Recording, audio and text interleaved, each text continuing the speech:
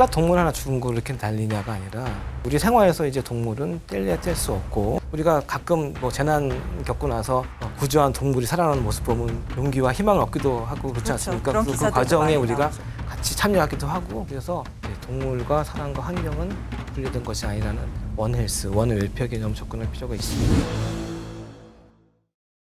네, 실시간 재난안전 정보 방송 재난안전 119 안전 토크 시간입니다.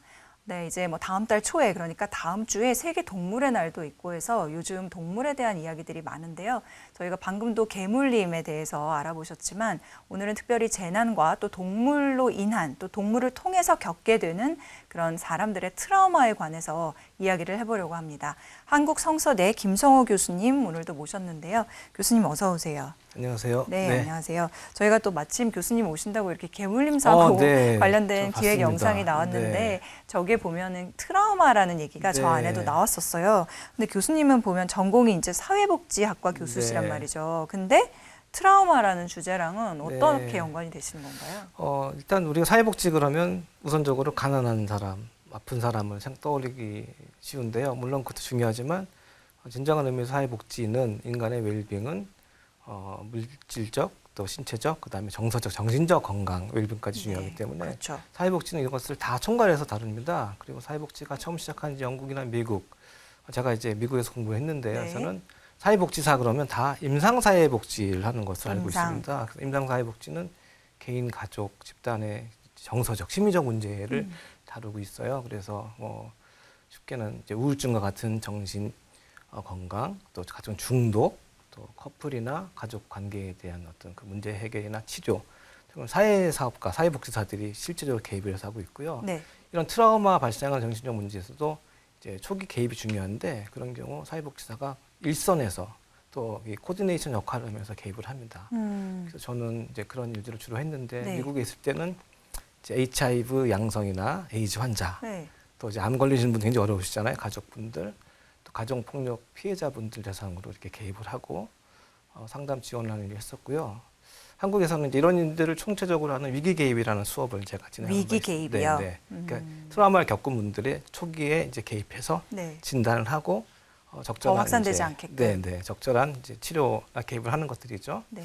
그러다 제가 이제 아시는 바와 같이 동물에 대해서 관심을 갖게 되면서 동물로 인해 생기는 어떤 사람들의 심리적인 문제들, 정신적 문제들에 관심을 갖게 돼서 그런 관련된 뭐 연구나 네. 정책 제안이나 활동들을 하고 있습니다. 네, 그 우선 당장 개물림 네. 영상에서 보면 이제 저렇게 만약에 정말 어떤 개한테 공격을 네. 당하거나 그러면 물리지 않더라도 트라우마가 그럼요. 생길 수밖에 없어서 네. 나이가 든 다음에도 나는 개는 너무 네, 무섭다 네, 이런 네. 사람들 많이 보잖아요. 네, 네. 그게 이제 트라우마의 한 종류일 수 그렇죠. 있을 것 같은데 네. 그러면 동물과 관련돼서 사람이 네. 겪을 수 있는 트라우마는 어떤 것들이 있나요? 네, 지금 말씀하신 것처럼 트라우마는 정신적 외상이라고 하는 증상입니다. 그래서 사실 원인이 되는 거죠. 그런 일을 안 겪으면 좋지만 우리가 살면서 크고 작은 사고를 경험하잖아요. 그렇죠. 심하게는 생명에 위협이 되는 사고나 뭐 맞아요. 심한 질병을 겪기도 하고 또 각종 재해나 재난에 노출되기도 하고 폭력을 경험하기도 합니다. 네.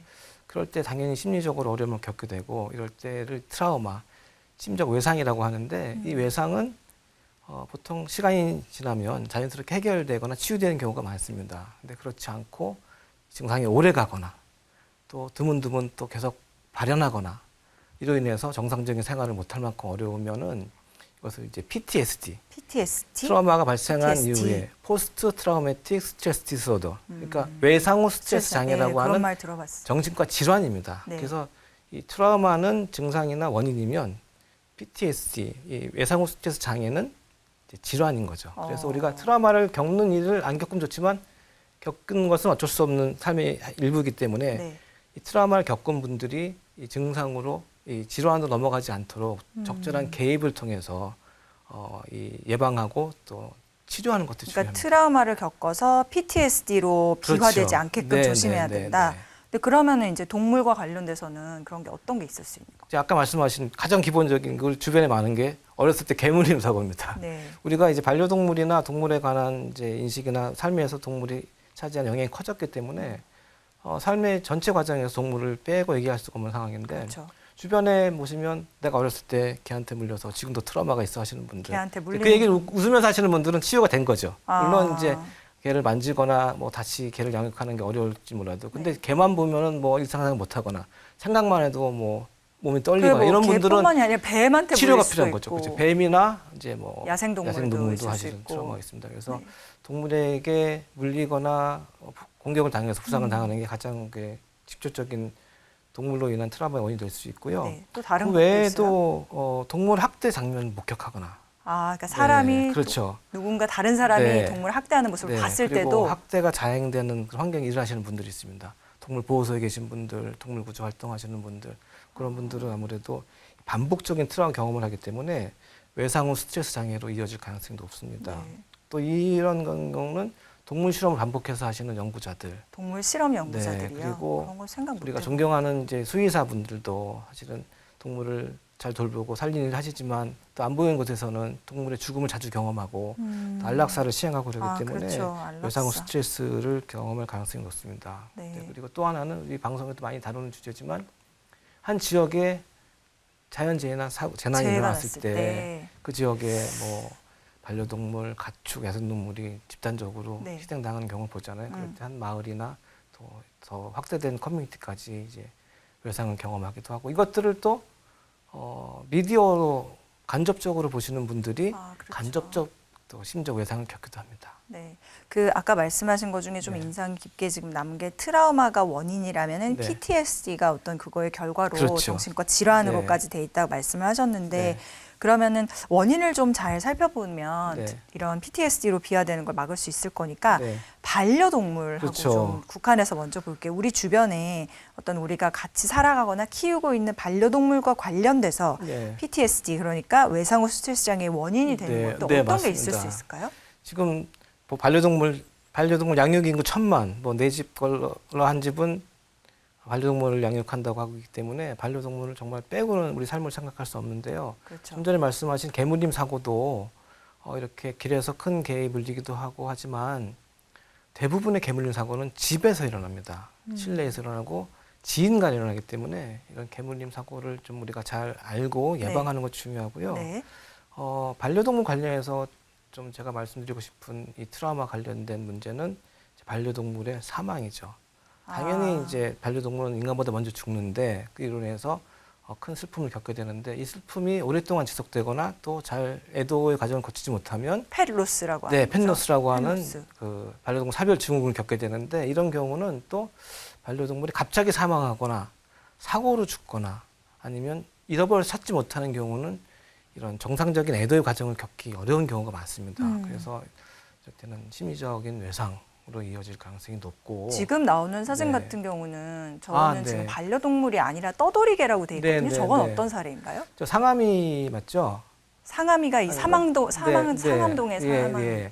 상암이는 그 사실은 그러니까 유기견이 아니고 떠돌이개입니다. 떠돌이개라고 하면 안 되고 동네 개입니다. 우리 동네개. 제가 어렸을 때 국어 시간 보면 철수야, 영희야, 바두가 놀자 하는 바둑이. 그래서 동네 주민들이 예뻐하고 잘 돌봐주던 이제 개였는데. 근데 주인은 없었나 유기견으로 물려서 유기견을 이제 포획하고 하는 과정에서 마취총을 맞고 이제 아마 사망했던 그런 사례로 제가 네. 기억하는데요.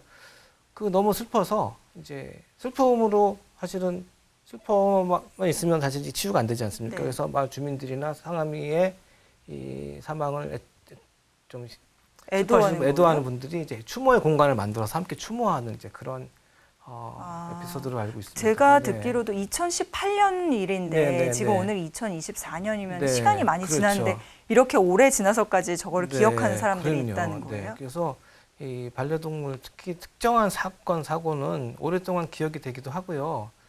지금 나오고 있는 화면에 저건 나오는 또 거는 뭔가요? 종로 보신가? 작년에 있었던 정말 세계적으로 거의 전무후무한 사건이었습니다.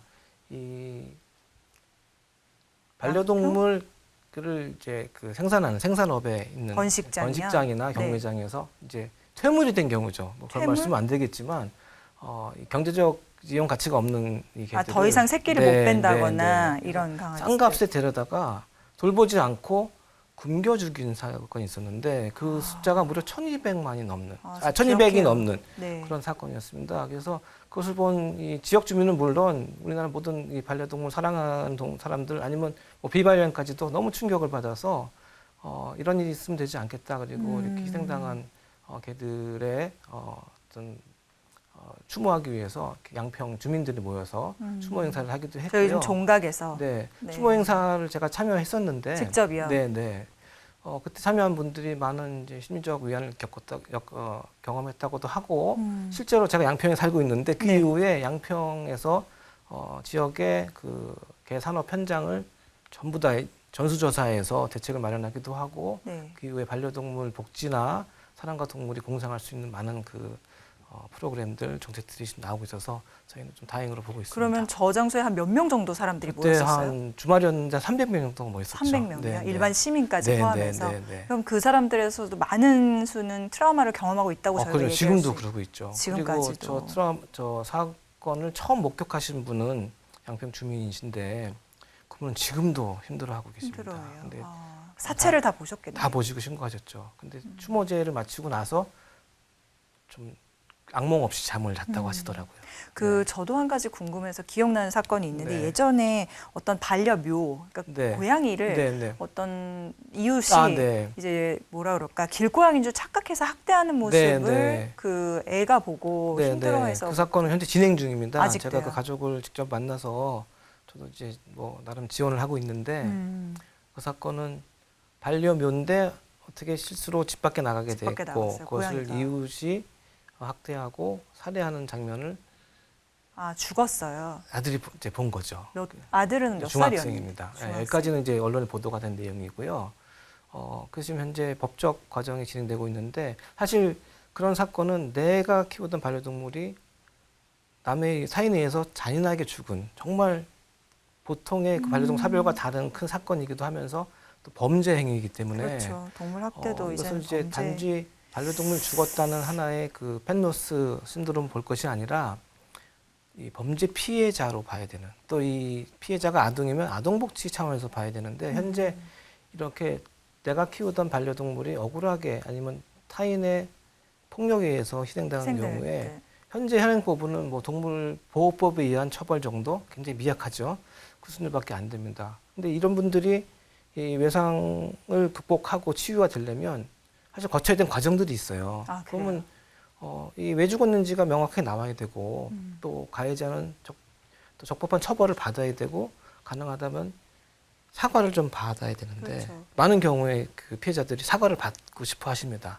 근데 현재 현행법에는 그런 과정도 없고 피해자 지원도 없기 때문에 현재 다른 범죄 피해자들은 뭐 다양한 제도와 지원 방안으로 그들을 돕는 것들이 있는데 동물 관련 범죄에는 그 피해자에 대한 지원이 대책도 없고 뭐 제도도 없고 아무런 방안이 없는 그런 상태라서 이런 범죄는 피해자 지원이 좀 필요하다 이런 상태입니다. 교수님 말씀을 들으면 들을수록 네. 이게 동물이 피해를 당한 대상이긴 네. 직접적 대상이긴 한데 결국은 그 사람들의 문제로 지금 그렇죠. 귀결되고 있는 네, 걸 볼 수 네. 있고 그러니까 아마 사회복지를 전공하신 네, 교수님께서 맞습니다. 이 문제까지 네, 담당하시는 네, 것 네. 같은데 지금 현재 우리나라에서는 동물도 아직은 물건으로 그렇죠. 보는 인식이 네. 강하죠. 그러면 아까 저기 지금 식용으로 이용된 반려견 저런 것도 굉장히 첨예할 것 같거든요. 네, 네. 왜냐면 지금은 약간 개고기 금지 이런 게 또 네. 있다 보니까 사람들이 반대냐 찬성이냐가 그렇죠. 매우 이제 개고기 문제만 해도 우리가 어쨌거나 이 식용으로 희생되는 개들은 우리가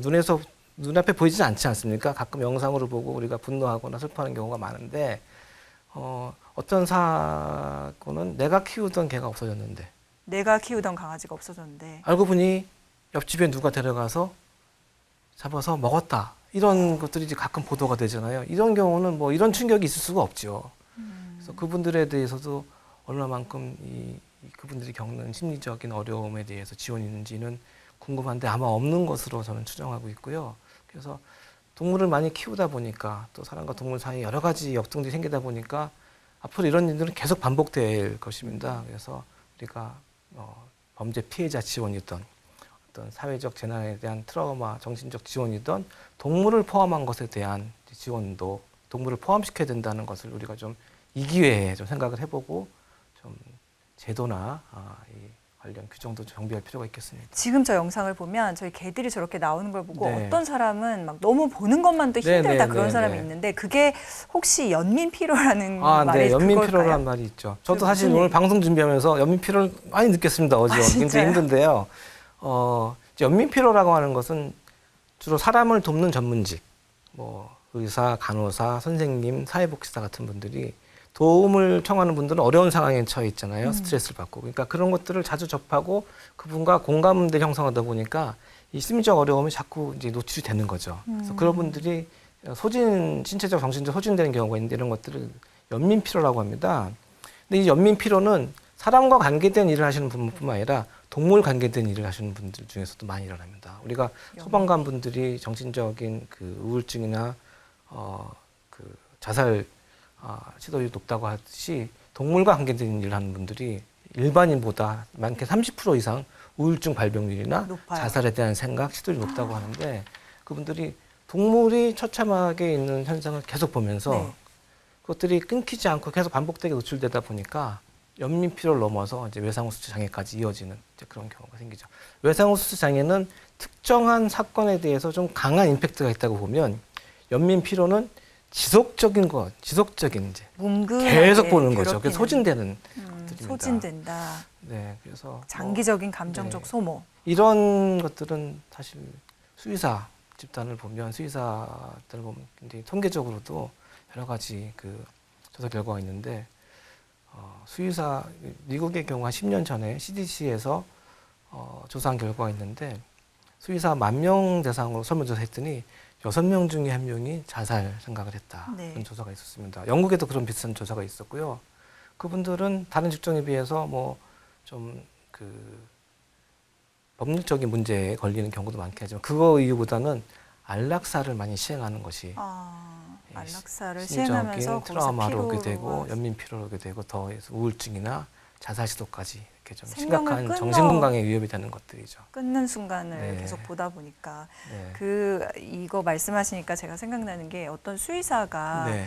그 이제 뭐라 그럴까 군대 대신에 네네네. 공보위로 근무를 하다가 네. 수의사가 안락사를 많이 네, 실시를 네. 하다가 마음이 너무 네, 아파서 네. 자기는 동물을 살리려고 네, 수의사가 맞습니다. 됐는데 네. 결과적으로 동물을 죽이는 역할을 하고 있는 게 너무 마음이 아파서 유기동물 무슨 앱을 개발했다? 네, 저도 개인적으로 잘 아는 분이고 만약 그 동물 노벨 평화상이 있다면 추천하고 싶은 그런 분이죠. 아, 진짜요? 네, 이분이 그 수의사로 계시다가 이 그 공수의사로 계시다가 말씀하신 것처럼 동물보호소의 현실 또 이 안락사를 시행해야 되는 그런 것들에 부담을 느끼시고 트라우마를 경험했는데 그 트라우마를 긍정적으로 승화하신 분이죠. 그래서 수의사 자리를 박차고 네, 나오셔서 유기동물을 찾아주고 네.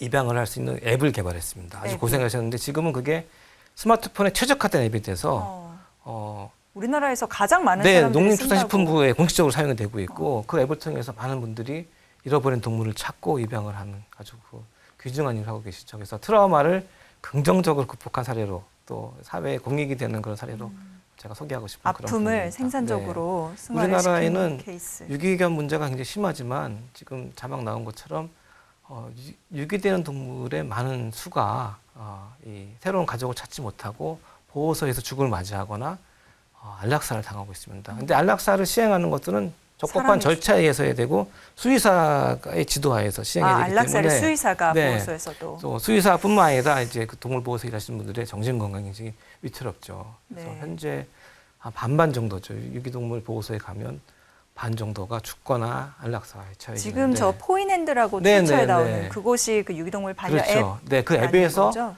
그동안 그 유기동물 통계를 종합해서 이렇게 현황을 눈에 보기 좋게 이렇게 표시한 그런데 그걸 저 앱이 봅니다. 탄생하게 된 배경이 수의사의 네. 연민 피로에 의해서 뭐 그렇다고 볼 수 나가게 있겠습니다. 된다라고 얘기해 볼 수 있다는 거죠.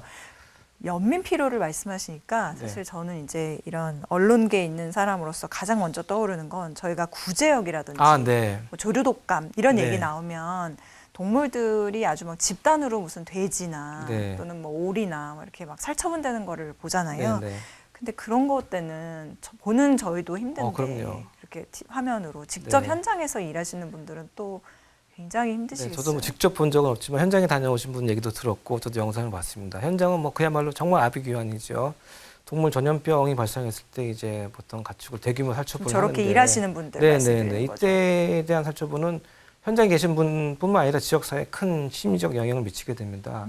우리나라뿐만 아니라 2001년에서 영국에서 구제역이 발생해서 수백만 마리의 가축을 도살한 적이 있었는데 그 당시에 동물을 잃어버린 농부들 또 이 그 살처분에 동원되신 그 인력들 그리고 지역 사회가 엄청나게 큰 집단적 트라우마를 겪었습니다. 우리나라는 이제 2011년에 약 350만 마리 정도의 돼지와 소를 생매장했던 그런 사건이 있어. 그것이 이제 한 동물단체의 촬영으로 전 세계 영상이 전해진 적이 있고, 저도 미국 살 때 그 영상을 보고 우리나라에서요. 사실은 이제 고백을 하면 그 영상을 보고 저는 채식을 하게 된 계기가 됐습니다. 아, 지금요? 네, 비건을. 네, 네. 그런데 그 당시에 살처분에 동원된 인력들, 공무원과 수의사분들이죠. 그분들이 정말 심각한 정신적 외상을 겪고 후유증을 겪어서 네. 이게 큰 사회 문제가 돼서 후에는 이 그 국가에서 이 조사를 권익위원회 조사까지 했었어요. 실시한 적이 있었습니다. 아. 그때 이제 2017년에 국가인권위원회에서 가축 매몰, 살처분 참여자 트라우마 현황 실태를 조사했는데 응답자의 76%가 기억 회피, 부정적 감정, 분노 폭발, 수면 장애, 이게 이 트라우마의 전형적인 증상입니다.를 보였고, 우울 점수도 굉장히 높아서 조사자의 그 4분의 1 정도 수준이 중증 이상의 우울증 위험도를 보였습니다. 네. 그 당시에 동원됐던 이제 축산업 관련자 공무원들이 3년 내 퇴사율이 거의 100%라고 하는. 아, 네, 그래요. 그래서, 실제로 네. 그 일을 겪고 네. 퇴사까지. 지금 그 이후에 이제 여론이 너무 안 좋고 문제가 지적이 돼서 생매장보다는 안락사 쪽으로 정책이 바뀌게 했는데, 안락사를 하기 위해서는 종의 특성에 맞는 안락사 방법, 안전한 방법, 제도, 방법, 또 도구들, 인력들이 충분히 그렇죠. 지원이 돼야 되는데 네. 그렇지 않은 현장이고, 구제역은 또 급하게 발생하다 보니까 아직도 이 매년 가축 전염병이 발생하면 현장은 굉장히 심각합니다. 지금은 생매장을 하면은 불법인가요? 근데 생매장보다는 이제 안락사 쪽으로 정책은 바뀌고 있지만 현장에서는 잘 지켜지지 잘 않고 안 있죠. 되는 거죠. 또 다 일일이 뭐 이거 그렇죠. 확인할 수도 또 이 없고. 구제역은 시간을 다투는 문제이기 때문에 빨리빨리 전염병은. 해야 되니까. 그리고 현장에서는 인력도 부족하고 네. 제도나 장비도 부족하기 때문에 현실적으로는 좀 다시 좀 정비할 필요가 있겠죠. 저런 힘든 일에 외국인 노동자들이 요즘 많이 동원된다고 들었는데 그분들이 굉장히 힘들어한다는 얘기를 어떤 기사에서 네, 전했어요. 맞습니다. 이 살처분이 문제가 되니까 이제 외주화가 시작이 됐어요. 그래서 공무원들이나 수의사분들이 하다가 또 어떤 때는 군내에 계신 분들이 또 동원이 되기도, 그분들도 또 트라우마를 그러겠죠. 겪으니까 지금은 사회적으로 목소리가 잘 들리지 않는 외국인 노동자들이 또 하기도 하고. 근데 그래서 그분들의 트라우마를 겪으면 그거는 국가에서 지원이나 이런 게 사실 목소리가 안 들리죠, 잘. 그래서 아예 목소리가 이 동물의 없다. 문제는 이렇게 보듯이 안 보이는 곳에서는 사실 약자에게도 더 큰 영향, 더 큰 나쁜 영향을 미친다는 것이 뭐 이번 사례에서도 볼 수 있습니다. 네.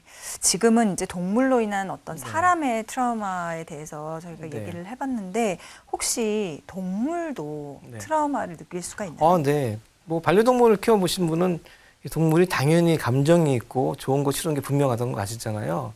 그래서 뭐 수의병원에 가면 반려견 우울증 약도 있고 신경안정제도 있고 그렇습니다. 그래서 동물이 당연히 감정을 느끼는데 동물이 트라우마를 느끼는 거죠. 앞서 보신 영상에서도 트라우마를 겪은 동물들이 공격적으로 변하기도 하고, 네, 그렇죠. 또 동물원에 갇혀 있는 동물들이 그 정형 증상을 보이는 것도 사실 트라우마의 일종이라고 볼 수 있기 때문에 동물도 트라우마를 겪지 않도록 우리가 좀 잘 그러면 보살 필요가 있겠죠. 예를 들어 동물 학대를 당한 동물이 네. 사람이 무서워서 더 위축될 수도 네, 있지만 네, 반대로 더 공격성을 공격적일 수도 강하게 있고요. 보일 수도 네. 있다. 그래서 유기견도 처음에 보면은 떠돌이 개들이 공격적이지 않습니다. 근데 떠다니는 과정에서 사람들한테 위협을 당하기도 하고 생존하다 보니까 위협적으로 병하는 경우가 있고, 대를 거듭하면서 소위 말하는 이제 야생화된 들개가 생겨서 최근에 사회 문제가 되기도 하죠. 그러면 생존에 의한 네, 어떤 네. 공격성이 또 생기겠네요.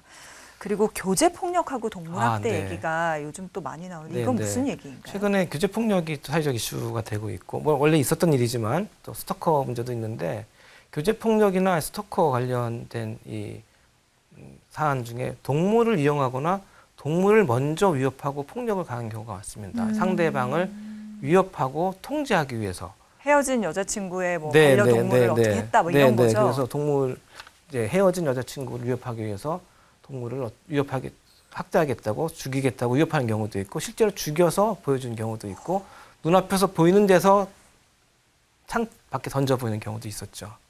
네, 그래서 이렇게 이 동물 학대랑 교제 폭력이 결합이 되면 이 피해자들은 정말 깊은 정서적 심리적 트라우마를 겪습니다. 이 가해자가 나 때문에 피해자를 죽었다 이렇게 통제하기 위한 수단으로 쓰는 거죠. 그리고 피해자는 동물의 안전이 걱정돼서 이 폭력적 관계를 벗어나지 못하는 경우가 많고요. 그래서 이 과정에서 이 피해자는 극도의 무력감, 공포감을 경험하게 되고, 만약 이 반려동물이 사고를 당하거나 죽게 되면 심한 이제 무력감, 자책감, 분노감을 느끼게 되죠. 이것들은 뭐 굉장히 큰 외상후수 장애로 이어질 가능성이 높습니다. 네, 뭐 얘기를 하다 보니까 네. 정말 다양한 면들이 네, 네. 많이 있구나라는 생각이 더 들게 되는데요. 교수님 오늘 또 이제 정말 뭐 세계 동물의 날 앞두고 네. 이렇게 시간 내주셔서 네. 동물과 사람 또 사람 동물 사이의 네, 관계 네, 속에서의 네. 트라우마 얘기해 주셨으니까 꼭 뭐 강조하시고 싶거나 일반 가정 네. 또는 반려 가구 네. 또는 당국 정책 네. 당국 국가에 뭐 하고 싶은 말 말씀. 맞습니다만은 일단은 인식 개선이 중요한 것 같아요. 당연한 말 같지만 그깟 동물 하나 죽은 걸 이렇게 난리냐가 아니라 앞서 말씀드린 바와 같이 우리 생활에서 이제 동물은 뗄래야 뗄 수 없고 누군가에겐 가족. 네, 가족이기도 하고 또 동물에게 미치는 영향이 사람에게 오기 때문에 이 사람만 잘 사는 것이 아닌 살처분도 마찬가지잖아요. 그래서 살처분을 위해 사람이 힘들고 또 그로 인한 토양 오염으로 우리가 물까지 식수까지 위험을 받고 있는 상태에서 이제 동물과 사람과 환경은 분리된 것이 아니라는 원헬스, 원웰페어 개념 접근할 필요가 있겠고요. 이 살처분 그 담당자들의 정신 건강을 국가가 지금 챙기듯이 동물 폭력으로 인한 범죄 피해자들에 대한 정신 건강 지원 같은 제도적 좀 접근도 필요할 것 같습니다. 하지만 이제 이런 트라우마는 아까 그 포인핸드를 만든 수의사의 경우도 있고 또 집단 트라우마가 아픔을 겪는 것으로 끝나는 것이 아니라 집단적인 회복을 통해서 새롭게 승화되는 경우가 많이 있습니다. 상처를 극복하고 우리가 가끔 뭐 재난 겪고 나서 구조한 동물이 살아나는 모습 보면 용기와 희망을 얻기도 하고 그렇지 그렇죠. 않습니까? 그런 그 기사들도 과정에 많이 우리가 나오죠. 같이 참여하기도 하고 그래서 안타까운 일이 생기지 않으면 좋겠지만 생겼을 때는 우리가 좀 더 강한 정신력과 준비된 지원 체계를 가지고 대응을 하고 또 이 재난이나 위기 상황들을 수습하는 과정에서 트라우마를 좀 긍정적으로 승화시킬 수 있는 그런 개인적, 사회적 노력이 있으면 좋겠습니다. 네. 정말 교수님 말씀대로 네. 그런 세심한 부분까지 네, 배려를 네, 받을 네. 수 있는 사회가 된다면은 네. 뭐 동물뿐만이 아니라 그렇죠. 사람들도 진짜 살기 좋은 네, 그런 네. 사회가 될 것 같은 생각이 듭니다. 네, 오늘 말씀 감사하고요. 네, 오늘은 고맙습니다. 여기까지 들어보도록 네, 하겠습니다. 감사합니다.